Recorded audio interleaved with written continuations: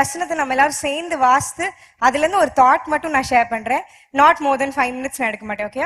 பைபிள்ல நீதிமொழிகள் 21ஆம் அதிகாரம் 31வது வசனம். இது பைபிள திறக்கவே வேணாம், நம்ம எல்லாருக்குமே தெரிஞ்ச ஒரு வசனம் தான். எடுத்தவங்க எல்லாம் சேர்ந்து என் கூட வாசிக்கிறீங்களா? குதிரை யுத்த நாளுக்கு ஆயத்தமாக்கப்படும், ஜெயமோ கர்த்தரால் வரும். எல்லாரும் சேர்ந்து வாசிக்கலாமா? குதிரை. ஓகே, இந்த வசனம் தெரியாதுன்னு நம்ம யாருமே சொல்ல முடியாது. இந்த வசனம் இந்த 2 மாசத்துக்கு முன்னாடி நம்ம எல்லாருமே ஒரு எக்ஸாம் அட்டன் பண்ணிப்போம். எந்த எக்ஸாம் எழுதினாலும் இந்த வசனத்தை தான் நமக்கு ப்ரேயர் பண்ணி யாருனாலும் சொல்லுவாங்க. கரெக்டா?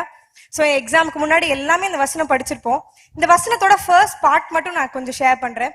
குதிரை யுத்த நாளுக்கு ஆயத்தமாக்கப்படும், ஜெயம் கர்த்தரால வரும். ஸோ 50-50 தான். ஆண்டவர் ஜெயத்தை தராரு, அவரோட பார்ட் 50னா மிச்ச 50 பார்ட் நம்ம பண்ண வேண்டியது. ஸோ இந்த குதிரை யுத்த நாளுக்கு எப்படிலாம் ஆயத்தமாக்கப்படும் அப்படின்னா நிறைய இருக்கு. கடிவாளம் போடுவாங்க, அந்த ஹார்ஸோட பாடியில உள்ள ஹேர் எல்லாம் ஷேவ் பண்ணுவாங்க, அதுக்கு மேல நல்லா வெயிட் வச்சு பழக்குவாங்க, டெய்லி அது ஓடி பழகும். நிறைய விதமான ஹார்ஸ் ட்ரைனிங் இருக்கு. ஹார்ஸுக்கு நிறைய ட்ரைனிங் கொடுத்துதான் ஒரு பேட்டில் ஃபீல்ட்ல ஒரு ஹார்ஸை வந்து அனுப்புறாங்க. ஆனா இன்னைக்கு நான் சொல்ல போறது ஹார்ஸோட ஹூஃப். இதை யாருமே பார்க்கவே முடியாது. ஏன் அப்படின்னா அது ஹார்ஸுக்கு கீழே. நம்மளுக்கு எப்படி நெயில்ஸ் இருக்கிற மாதிரி ஹார்ஸ்க்கு நெயில் இருக்கிறது கீழே, அதான் ஹார்ஸ் ஹூஃப். அதுல ஹார்ஸுக்கு ஒரு ஷூ போடுவாங்க. இதை நம்ம எல்லாருமே பார்த்துருப்போம்ல, யூ ஷேப்ல இருக்கும், ஹார்ஸ் ஷூன்னு சொல்லுவோம். இத அந்த ஹார்ஸோட ஹூஃப்ல ஃபிட் பண்றதுக்கு அவங்க நிறைய ப்ராசஸ் வச்சிருக்காங்க. இந்த ஹார்ஸ் ஹூஃப்ல ஃபிட் பண்ணிட்டு அது ஓடுற சவுண்ட் இருக்குல்ல, நான் கொஞ்ச நாளைக்கு முன்னாடி நான் அதை ப்ரிப்பேர் பண்ணும்போது அந்த சவுண்ட் எப்படி இருக்கும் அப்படின்றத நான் யூடியூப்ல போட்டு பார்த்தேன். அந்த டொக் டொக் டொக் அப்படின்னு ஒரு சவுண்ட் கேட்கும்ல, ஸோ அந்த சவுண்ட் எப்படி இருக்கும்ன்றதை யூடியூப்ல போட்டு பார்க்கும்போது நான் எதிர்பார்த்து போட்டு பார்த்தது வந்து ஒரு 15 seconds இல்ல மேக்ஸிமம் ஒரு 1 minute வீடியோவா இருக்கும்னு போட்டு பார்த்தேன்.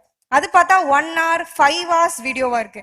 நான் ஒரு ஹார்ஸ் சவுண்ட போய் 5 hours யார் உட்காந்து கேட்க போறா அப்படின்னா வியூஸ் பார்த்தா மில்லியன் கணக்குல இருக்கு. என்னடா வேற எந்த சவுண்டுமே இல்ல, இமேஜும் வேற எதுவுமே இல்ல, ஒரே ஒரு இமேஜ் போட்டு 5 hours அந்த டொக் டொக் டொக் அப்படின்ற சவுண்ட் மட்டும் கேக்குது. என்னன்னு பார்த்தா அந்த சவுண்டை கேட்கறதுக்கு நிறைய ஸ்போர்ட்ஸ் பீப்புள் இவங்கெல்லாம் மார்னிங் வந்து ரிலாக்ஸேஷனுக்கு அந்த சவுண்ட்ஸ் போட்டு விடுவாங்களாம். ஸோ அது அவங்க மைண்ட்ல வந்து நல்ல ஒரு ரிலாக்ஸேஷன் தெரப்பியா இருக்கிறதுக்காக அந்த ஹார்ஸ் ஹூஃப் சவுண்டை வந்து நிறைய கேட்கறாங்க. 5 hours கேட்கற அளவுக்கு இதுல என்ன ஸ்பெஷாலிட்டி இருக்கு? அப்புறம் தான் நான் உள்ள ஓனா பார்க்கும்போது அது ரொம்ப ஒரு விசேஷமான ஒரு சவுண்டா இருக்கு. ஆனா அந்த சவுண்ட் எல்லா ஹார்ஸுக்குமே கிடையாது. அந்த ஹார்ஸோட ஹூஃப்ல யாரெல்லாம் அந்த ஷூவை மாட்டிருக்காங்களோ அவங்களுக்கு மட்டும்தான் அந்த விதமான ஹார்சஸ்க்கு மட்டும்தான் அந்த சவுண்ட் வருது. அப்ப யார் யாருக்கெல்லாம் அந்த ஹார்ஸ் ஷூ மாட்டுறாங்க அப்படின்னா, எந்த குதிரைகள்லாம் பேட்டில் ஃபீல்டுக்கு போர்க்களத்துக்கு போகுதோ அந்த ஹார்ஸுக்கு மட்டும்தான் அந்த ஷூஸை மாட்டி விடுறாங்க. அதோட மாற்ற ப்ராசஸ் வந்து ரொம்ப கடினமான ப்ராசஸ். அது ஒரு தீல வச்சு ஒரு அக்கினினால சுட்டு எடுத்து அதோட காலை பிடிச்சு வச்சுட்டு தான் அதை மாட்டுவாங்க. ஏன் அப்படின்னா அது மாட்டும் போது காலை விடக்கி உதச்சிரும் அப்படின்னு சொல்லிட்டு. ஆனா அதை மாட்டி விட்டா மட்டும்தான் அந்த ஹார்ஸை வந்து அவங்க போருக்கு அனுமதிப்பாங்க. அப்பதான் அது போய் சண்டை போடுறதுக்கு அந்த குதிரை போலாம். இதை நான் ஏன் இங்க சொல்ல வரேன் அப்படின்னா, குதிரை யுத்த நாளுக்கு ஆயத்தமாக்கப்படுது. யுத்த நாளுக்கு ரொம்ப ஈஸியா ரன்னிங் மட்டும் அந்த ஹார்ஸுக்கு பத்தாது, அந்த ஹார்ஸுக்கு கடிவாளத்தை மட்டும் போட்டா பத்தாது, ஹார்ஸ் வெயிட் பேரிங் மட்டும் பத்தாது, அந்த ஹார்ஸ் அந்த ஹூஃப்ல ஷூ போட்டிருக்கணும். கண்டிப்பா அந்த ஷூ போட்டா மட்டும்தான் அதுக்கு மேல ஒரு வீரன் உட்கார்ந்து அந்த ஹார்ஸை வழி நடத்துவாங்க, அந்த ஹார்ஸ் முன்னாடி போகும். அதே மாதிரிதான் நம்ம ஒரு யுத்த களத்துக்கு தான் நம்ம ரெடி ஆயிட்டு இருக்கோம். நம்ம ஒரு யுத்த களத்துக்குள்ளதான் ஆல்ரெடி நம்ம இருக்கோம். ஒரு சின்ன பேட்டிலா இருந்தாலும் சரி, பெரிய பேட்டிலா இருந்தாலும் சரி, இந்த உலகத்துல எல்லா இடத்துலயுமே குதிரையை வந்து யூஸ் பண்றாங்க. ஆனா அந்த குதிரையோட குழம்பு ரொம்ப விசேஷமானது. பைபிள்ல கூட ஏசாயால போட்டிருக்கு, குதிரையின் குழம்புகள் கற்பாறையாக எண்ணப்பட்டவைகள் அப்படின்னு சொல்லிட்டு. அவ்வளவு தூரம் அது ஹார்டா இருக்குது. அந்த ஹார்ட்னஸ் எப்படி வருதுன்னா, அது ஒரு தீனால ஒரு அக்னினால அதை வச்சு ஃபிட் பண்ணும் போதுதான் அது அவ்வளவு பவர்ஃபுல்லா ஓட ஆரம்பிக்குது. ஒரு குதிரையோட நம்ம கார்லாம் வாங்கும் போது இதுக்கு ஹார்ஸ் பவர் எவ்வளவுன்னு தான் கேட்டு வாங்குறோம்ல. ஏன்னா அந்த குதிரையோட வேகம் தான் இருக்கலே ரொம்ப பெரிய வேகமா சுட்டி காட்டப்படுறாங்க. அதுதான் அவ்வளவு ஃபாஸ்டா அதால ஓட முடியும் அப்படின்னு சொல்லிட்டு.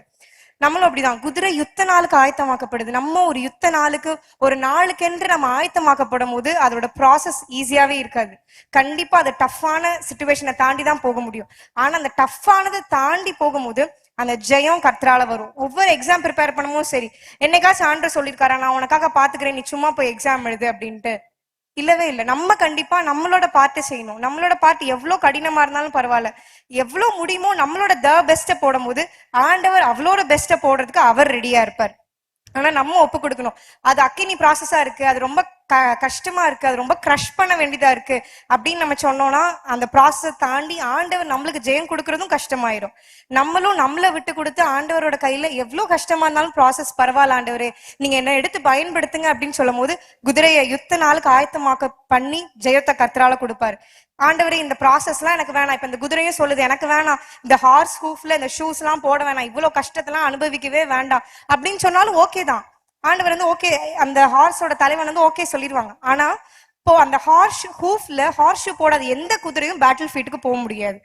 எந்த யுத்த களத்துக்கும் அந்த குதிரையை இப்போ அவங்க யாருமே நிப்பாட்ட மாட்டாங்க. இல்ல இந்த குதிரை வேணாம், இந்த குதிரை காலில் வந்து அது கடிவாளம் ஹார்ஸ் ஷூ போடாம வந்திருக்கு, இந்த குதிரையை அலோ பண்ணாதீங்க அப்படின்னு சொல்லிடுவாங்க. ஸோ ஒரு யுத்த களத்துல நிக்கிறோம் அப்படின்னா அந்த கஷ்டமான அந்த ஹார்ஸ் ஷூ அது போட்டுதான் போகணும். இது வெளியில இருக்க யாருக்குமே தெரியாது. வெளியில பாக்குற அந்த குதிரையை பாக்குறவங்க எல்லாம் இது அழகா இருக்கு, இது இந்த கலர்ல இருக்கு, இவ்வளவு ஹேர் இருக்கு இப்படிதான் சொல்லுவாங்க. ஆனா அந்த ஹார்ஸோட காலில் மாட்டிருக்கிறது அந்த ஒரே ஒரு ஆளுக்கு தான் தெரியும். யார் அப்படின்னா அந்த குதிரையை நடத்தி கொண்டு போற அந்த வீரனுக்கு தான் தெரியும். நம்ம ஹார்ஸு கீழே ஒரு ஹார்ஸ் ஷூ போட்டிருக்கு, அதனால மட்டும்தான் நாங்க வேகமா ஓட போறோம். ஏன் இதை போடுறாங்க அப்படின்னா அடுத்து வர ஏன்னா பேட்டில் ஃபீல்டு சமமா ஒரு பிளெயினா இப்ப நம்ம கிரிக்கெட் ஸ்டேடியம் இருக்க மாதிரி ஸ்மூத்தாலாம் இருக்காது. அது நிறைய மேடுகள் பள்ளங்கள், இதை தாண்டினா அந்த ஹார்ஸ் ஓடி ஒருத்தவங்களை ஜெயிச்சுட்டு வரணும். சோ அடுத்து நடக்க போற எல்லா கஷ்டங்களையும் ஜெயிக்கிறதுக்காக வேண்டிதான் முன்கூட்டி அந்த குதிரை வீரன் வந்து அந்த குதிரையோட காலில் அதை போட்டு விடுறாங்க. இந்த ப்ராசஸ் என்னதான் டஃபா இருந்தாலும் அடுத்து அவங்க ஸ்டெப் பண்ற பாத்வே அதுக்கு ரொம்ப ஈஸியா இருக்கும். ஏன்னா அது காலில் ஹார்ஸ் ஷூ இருக்கு. அதே போல நம்ம வாழ்க்கையிலையும் ஃபர்ஸ்ட் ஒரு கிரஷிங் பார்ட் இருக்கலாம். ஆண்டர் நம்மள எதுலையாவது கிரஷ் பண்ணி ஆண்டர் இதுக்கு மேல எனக்கு சக்தியே இல்ல ஆண்டவரே அப்படின்ற அளவுக்கு நம்ம ஒரு ப்ராசஸ்க்குள்ள போகலாம். ஆனா அதை கடந்துட்டோம் அப்படின்னா அடுத்த ஒரு முடிவு அது மகிமையா இருக்கும். ஜெயம் கர்த்தரால கண்டிப்பா வரும். கடைசி அந்த வசனத்தை எல்லாம் நம்ம சேர்ந்து வாசிக்கலாமா? குதிரை யுத்த நாளுக்கு ஆயத்தமாக்கப்படும், கர்த்தரால் வரும். ஆமே, நம்ம ஆண்டோட கையில விட்டு கொடுத்து ஆண்டவர் நம்மளை எவ்வளவு அக்கினியா எரிய வைக்கிறாரோ ஆண்டோட கரத்துல நம்ம ஒப்பு கொடுத்தோம்னா போதும், அந்த கட்டையா நம்ம மாறினா போறோம். கர்த்தரோட கருத்துல இருந்து கண்டிப்பா நம்ம